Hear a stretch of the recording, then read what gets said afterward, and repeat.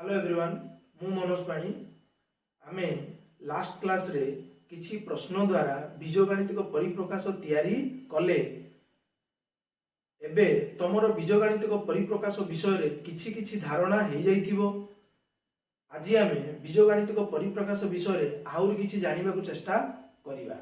देखिबा example 3x + 2y - z/2 + 5 याको आमे कहिबा बीजगणितिक परिप्रकाश।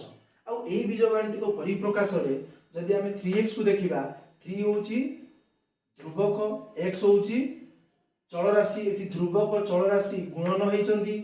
आउ एठी 2y को जदि देखिबा एठी भी गुणन होइचंती ध्रुवक आउ चल राशि। एठी z/2 को देखिबा z आउ 2 हरण होइची।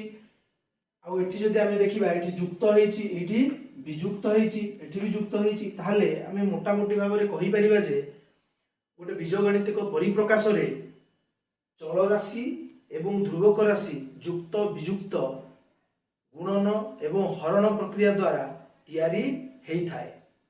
ताहले बीजगणितिक परिप्रकाश केते गुड़िए चल राशि, ध्रुवक राशि एवं गाणितिक प्रक्रिया मानकर समाहार।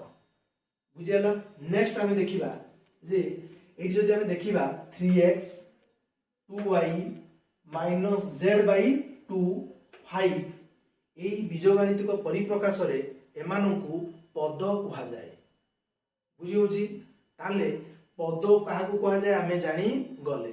आ पद सब बेले चिन्हन कला बेले आमे पद को जानला बेले आमे पद सहित साइन को भी इंपोर्टेंस दबा।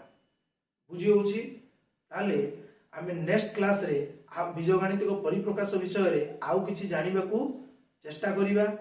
सेहि पई नियमित भाव रे वीडियो देखु थाओ। Thank you.